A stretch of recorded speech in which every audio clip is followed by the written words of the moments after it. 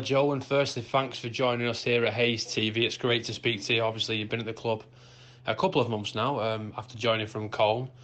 Just how you settled into the team now. I know you've been in and out of the team recently. Obviously, you missed the Lancashire FA Challenge Trophy semi-final, being cup-tied, obviously playing in the tournament with Colne previously.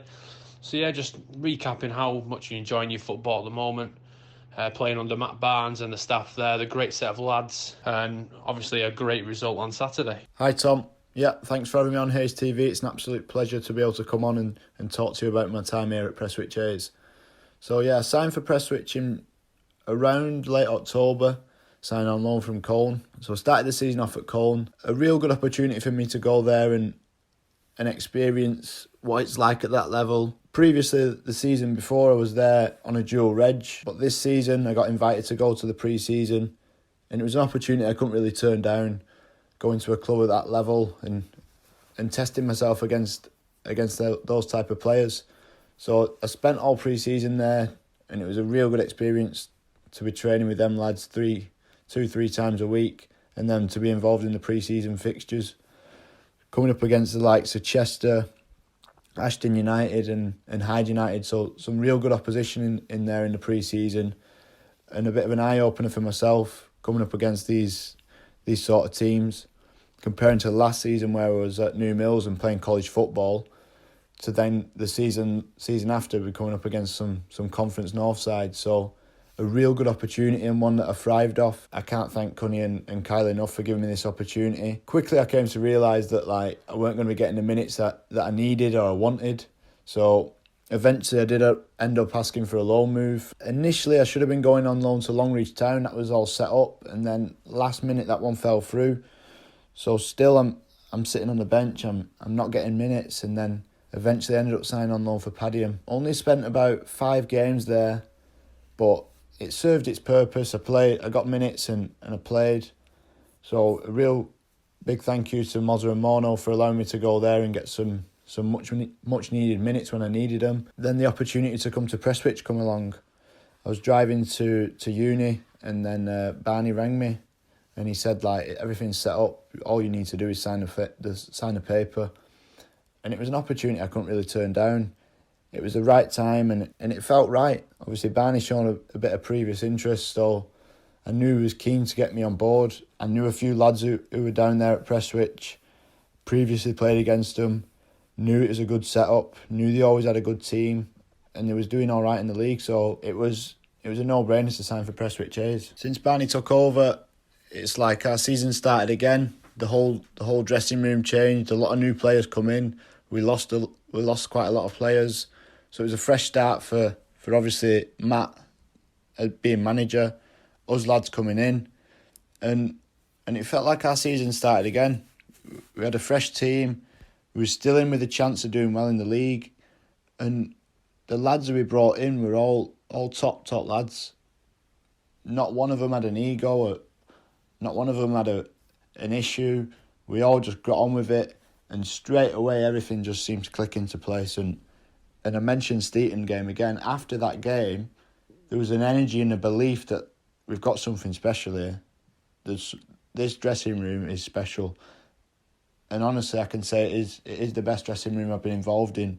Not only in terms of quality, the quality is good, but in terms of the togetherness, the team spirit, the banter, everyone's always having a laugh.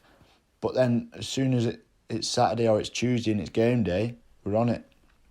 So it's having that fine balance of when the banter stops and when you switch on. But I think we've got that, and the lads knew straight away that we can go far here, and it has shown that we've picked up quite a lot of good results in the last couple of months.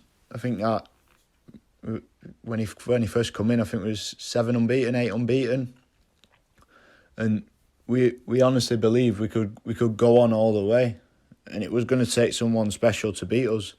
So obviously the last couple of weeks have been disappointing, but if the season carries on, we'll be looking to bounce back and kick on and go and win them last 9 games, because in that changing room we as players believe that we can go and win them last 9 games and put 27 points on the board, and that will put us in with a real good chance of going up this season.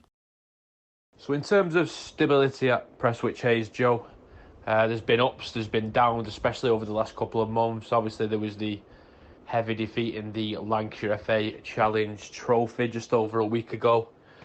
Just how hard do you think it was for the gaffer to pick the lads up? I know you couldn't play because you were cup tied, but you could see the look on the lads' faces after that defeat, and just how hard do you think it was for Barnsley and the backroom staff to pick the players up heading into Saturday's game?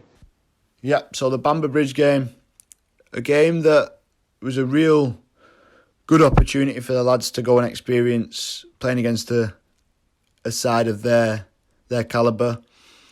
But looking at it from an outside, on Prestwich's behalf, it's not what we needed.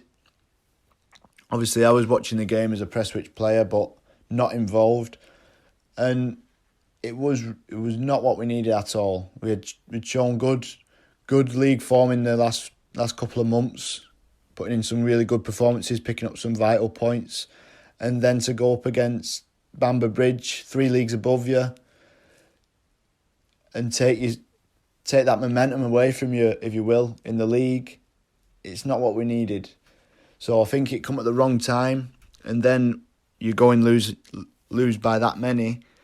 It's gonna ruffle a few feathers, and then I think, like you say, it does have a knock-on effect. But on the night, I did go and watch the game at the county ground in Leyland as they arrived, and the floodlights were on, and the supporters were coming in. There was quite a big crowd on the night as well. I had that anticipation of it was going to be a good game, it was going to be a tough test, but as well, it was a game that doesn't come around so often, and it was a really big game. But looking back at it now, I don't think we can look too deeply into that game. That's not going to affect how well we do in the league, so I think we can just brush that one away. But then it did have a knock-on effect as we went and lost the next game against Emley. But looking at it, I think it's what we needed. It gave us a bit of a reality check, and then it brought that hunger back in and that will to win. So that's what we needed, I think, looking at it. Yeah, and as we mentioned there, Joe, about the Lancashire FA Challenge Trophy, then we went on to play Emley. It wasn't the result we were hoping for. You could say that some of the lads may have lost a bit of confidence after those 2 defeats, but to come back and produce the performance we did against Cleatormore, especially when we went 4-1 up and they came back at us, reduced the deficit to 4-3, and then Will Shawcross completes his hat-trick late on. Just a quick word for Will Shawcross, obviously got a brace against St Helens and then a hat-trick on Saturday. Will is finding some great form, and he certainly knows where the net is. Yeah, so 2 defeats back-to-back. Obviously going to be tough to take after the run we had. We was in good form in the league and not lost in a while, so it was a bit of a shock to the system, losing that heavily initially against Bamber Bridge, and then a poor performance really, I think, from us against Emley. I think we let ourselves down in that one. But obviously you can't look too far back. You've got to keep moving forward, and it was important that after them 2 defeats that the training session got everyone back together, and it really did. So fair play to Barney and the staff, Dicko, Cookie, putting on a really good session on the Thursday, got all the lads back and engaged, working hard, getting that energy back, and then we took it into the game on Saturday against a good opposition in Cleatormore, you have to say. Obviously they took the lead in the game, but we was controlling it, and it were only a matter of time before the goals started coming, and it was important that we had to go there and come back with nothing less than 3 points, going off the previous game against Emley. We had to come there and get the win. So, bit of a story of our season, that going there and taking a big lead and then conceding quite a few, making it hard work for ourselves. but we did end up grinding out the result. And like you say, yeah, Will Shawcross, he's been absolutely phenomenal since he's come back, and he is a top player, and he will go far in the game. And it's just down to him to keep putting in the performances and keep focused and keep delivering on the pitch. So now, obviously, Joe, we've got a lengthy break on our hands because of the coronavirus outbreak. We don't really know what's happening as of yet, whether the season has ended already, or whether we're going to have a summer league, or just go straight into next season. We don't quite know what's going on yet. So what will you be doing to keep yourself busy and to keep yourself match sharp? Obviously, we know that you work for the football college along with Kyle Hall, who you mentioned before. So just tell us a bit about what you get up to away from the pitch and the work you do for Bury College. Obviously, with the coronavirus outbreak, no one knows for sure what's going to happen or what the next move is from the league. So everything's a bit up in the air at the minute, and everyone's just waiting and seeing what's going to be done. But personally, I don't think they'll do a summer league or anything like that. I think the season will just get wiped, and then we'll have to go again next season. But disappointing for us lads. I think there's a real good group there, and it will be difficult to keep all them lads together. Obviously, some people might move on and whatnot, but disappointing. But yeah, I will be keeping busy. I'll be carrying on with my uni work. So I started there 2 years ago. I'm in my second year now at the Football University in Bury, following on from the programme that I did at the football college. So a 2-year programme there, studying BTEC and playing football full time. This was probably the best decision I made, and one that I look back on fondly. And some of the experiences and opportunities I've gained from this programme has got me to where I am today. So I can't thank the staff there, Mike, Matt, Chris, Kyle, all the guys there, real good guys, and I appreciate everything they do for me. And as well as that, I've now got a job there at the college. So funnily enough, it's a quick turnaround. Only last year I was playing for the college, and now I'm working for the college. So that's been a good experience this year, being part of the staff and coaching one of the teams there at the football college, and helping me on my journey and developing me as a coach as well, and working closely with Kyle, like you say. And a big shout out to him. He's helped me on and off the pitch become a better player. Worked tirelessly with me for 2 years in my time there at the college, and now he's helping me off the pitch as well in my coaching journey as well. So he's helped me massively and got me to where I am today.